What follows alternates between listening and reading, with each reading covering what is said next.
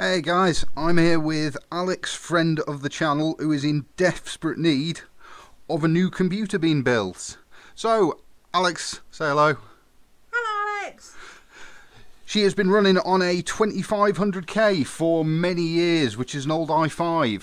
It's been running at high voltage, so 1.4 volts, and had the nuts clocked off it for 4 years? Something like that. Yeah, so it's finally given up the ghost, and we are going to replace it, but not with modern bits. We are going to replace it with a 4790K on an MSI Z97 gaming board. So we're going to get this Bitfenix case dismantled, get it all nice and cleaned up. Disgusting. And get this rebuilt into something that works. Let's go.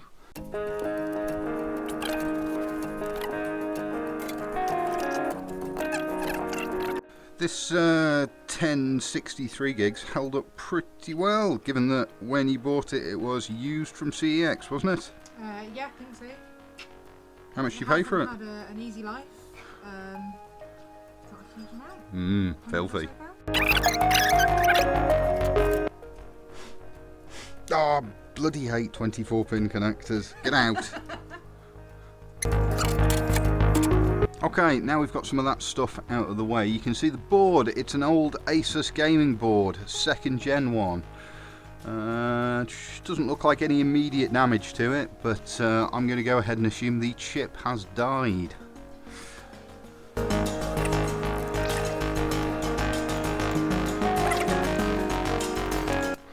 I think we're probably going to be reusing this cooler, so let's get it off and get it cleaned up. It's not too bad in this case though. Cooler is an Arctic Freezer Pro 7, which unfortunately are now discontinued, but they were quite a good and expensive cooler at the time, and if it can cool a 2500K at 1.4 volts for many years, then it can't be that bad.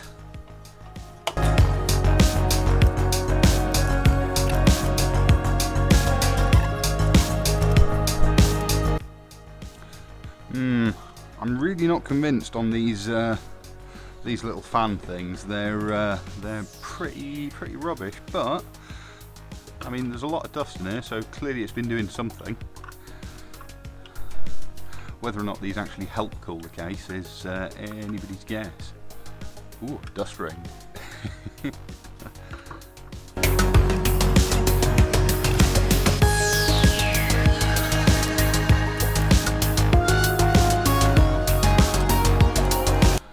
Once this back fan's out, we should be just about ready to take this board out, I think. Once I get those SATA and stuff out.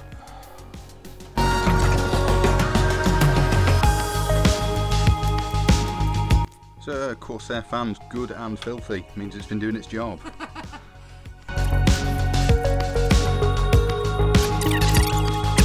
So, how many screws have we got? 1, 2... 3 screws. 3 screws is a good number of screws holding the motherboard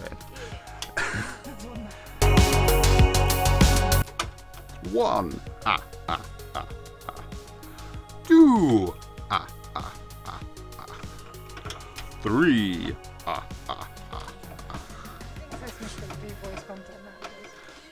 don't know, we'll see. And demonetized. Okay, that's 3 out. Oh, she's free, she's free.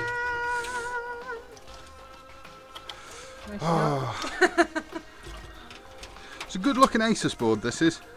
And it's done many years of loyal service. What is that? Is that the audio header? Yes.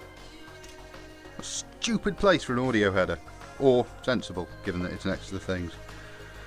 Yeah. Yeah, this board has the stank to it, but there's no blown caps or... Oh, there's another screw. It's a naughty screw, it causes the camera to become knocked. On the back, no burnt out traces that I can see. No, nothing suspicious. She's just dead, Jim. Oh well, you served us well, 2500K. Some, what a waste of DDR3 RAM that is. suppose we can always pull it out and test it later. Anyway, nice board. If any of that's any good, I'm sure we can find a use for it somewhere else. Take it away.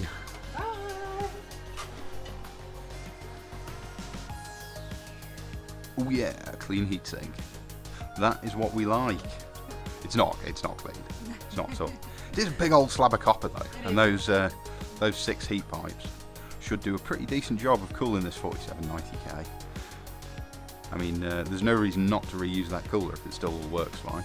Yeah, no grating, no grinding, no nothing.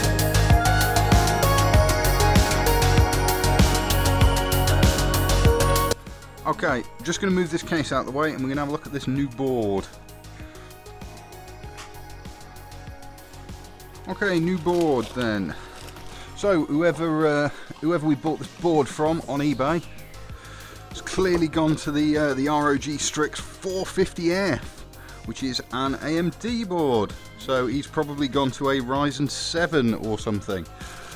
But the good thing with that means that we've ended up picking this board up for £270 delivered, and that's with processor and RAM, which is not bad at all for a 4790K.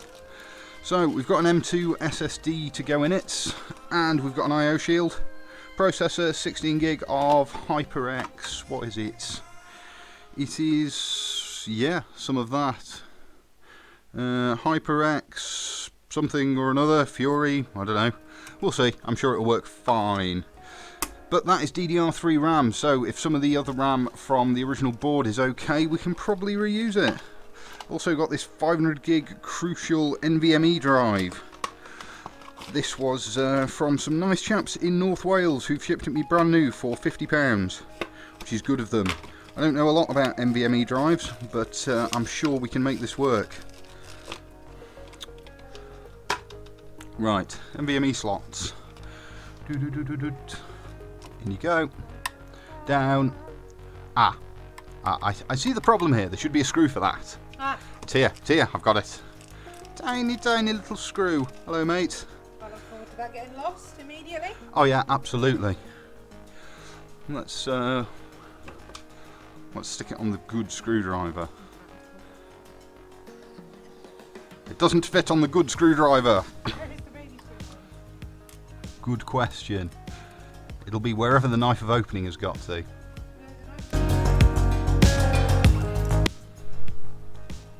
Yes, I think we've got it. Yes, we have got it. Okay, that's the NVMe in. So, this board is lovely and clean. Everything looks good on it. Gold plated audio connectors, Z97 means it'll be good for overclocking. You've got this big old chipset heatsink thing on it. Processor has been cleaned down, but not a million well. Pretty well though. A little bit of heatsink residue on there, heatsink paste residue. 4790K, still a very capable processor in 2020 because you can overclock it a lot. Board looks pretty good. I'm not seeing any immediate problems with this. This is an LGA 1150 board, so we should be able to reuse the cooler from the other board because the 2500K is an LGA 1155. Alex, where's the other board? Fantastic. Yeah, so we need to take this base from the cooler off, which consists of these pins here and this plastic mount, and then it should slot straight onto that one. So if we get these pins out, plastic, perfect, and then we can just pull the whole thing off. Lovely jubbly. Right. Should be able to just stick this straight on, hopefully. No, there we go. Straight on. Yep, pop the pins in, please. Having seen this board, I have marginal concerns about being able to get to things like the bottom sys fan headers down here, but we shall see. It also looks like it's got a little screen on it, which will be quite nice. Right, so this cooler is going to go that way round. That should fit no problem.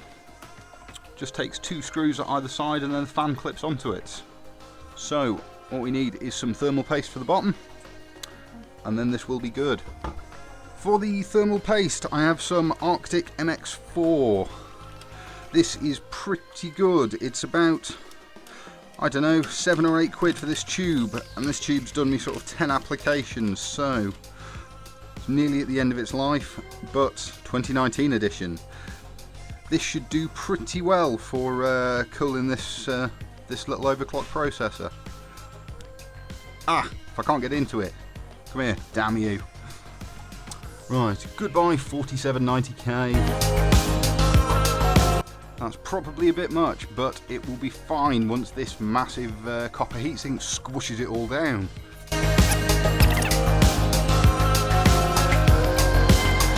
Slightly weird fitment on these Cooler Master fans, where you have to screw it in both sides first and then tighten one down and then the other. So there's one, under there is 2. Yeah, good job. See a little bit of heatsink paste oozing out the sides, but nothing too serious. Plus side, now we can carry the board around easily. Okay, let's move all this out of the way and get this fitted back into the case. Okay, the case is back. Got a million little wires. Benefit of these Bitfenix cases is not only do you have a lot of room to work, you've got these side mount and drive bays, so it's incredibly easy to assemble all your connectors, and they label their front panel connectors. So you've got power LED minus, HDD plus and minus, power switch, reset switch. But it seems to work very, very well. It also has the standoffs marked, so A or micro, so ATX or micro ATX, where you want your standoffs to go. Very good case this for a very small amount of money. Right, I think first thing first, we try and get these front panel things wired up. Yep. See if we can actually see them this way around. Here you go, Alex, do you want to do those? Can you read those? No. This is what I've been reduced to, holding motherboards for a living.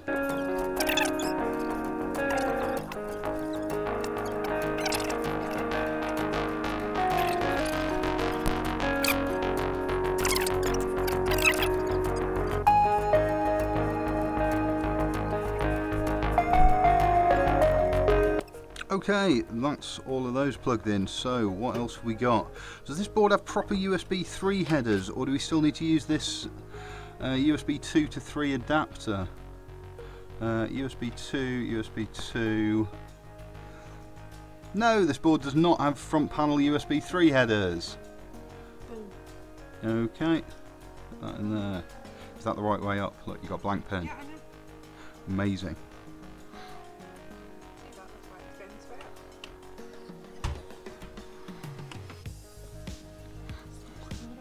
Okay, this can probably then, would you like to hold those wires out of the way, and this can go all the way in.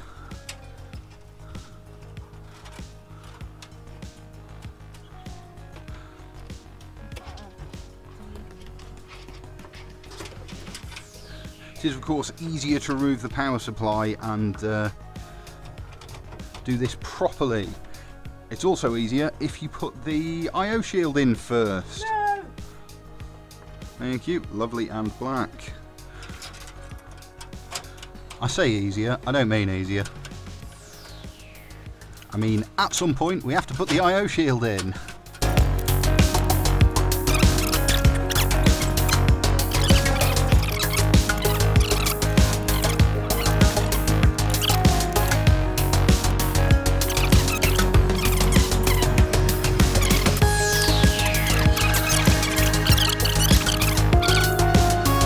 Right, how many connectors do we have here for drives?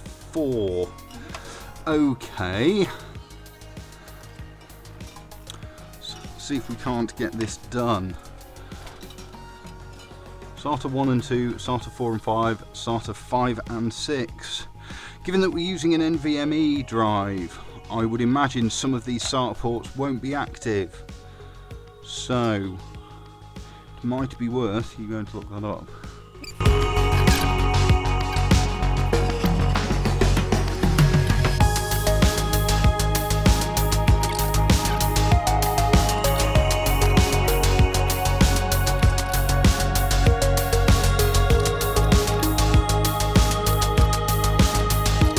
Okay, the MSI website seems to be down, so we're just going to assume that it will be 5 and 6 that are not working. I certainly hope it's drawing from those and not from one of these PCI slots, but we shall see. Right, now the trick is to figure out which way round these SATA connectors go. With any luck, it will be that way up.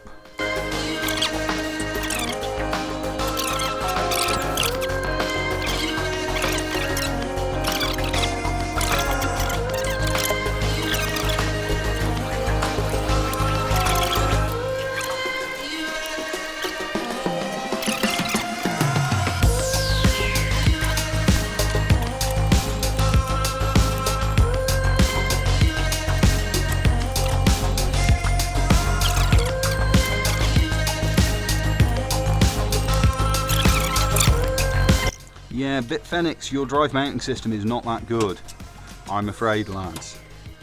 You've let us down badly there.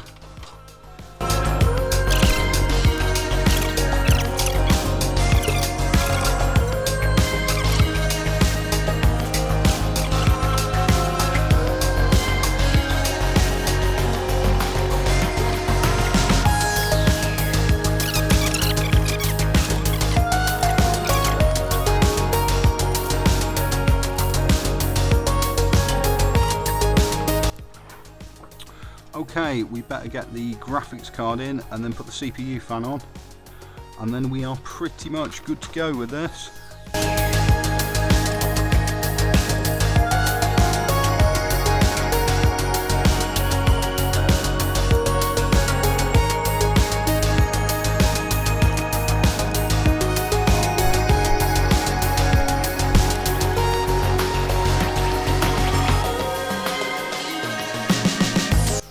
Okay, last thing for now then is get the CPU fan back on, which is here, because I am blind. Right, CPU fan header 1 is here up at the top. 4-pin PWM, so it can ramp up and ramp down.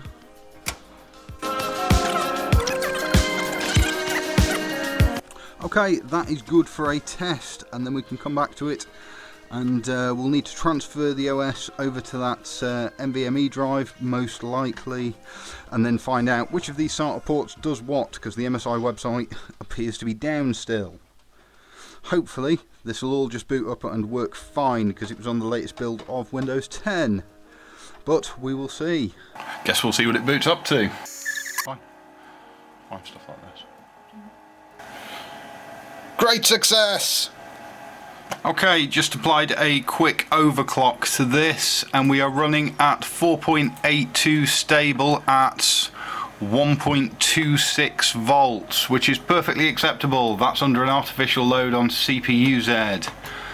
And that is running at 77 degrees under that air cooler. We'll see how that would be sustained, but that's not too bad at all. 4.8 gig. So if we drop that, that should all throttle down fine.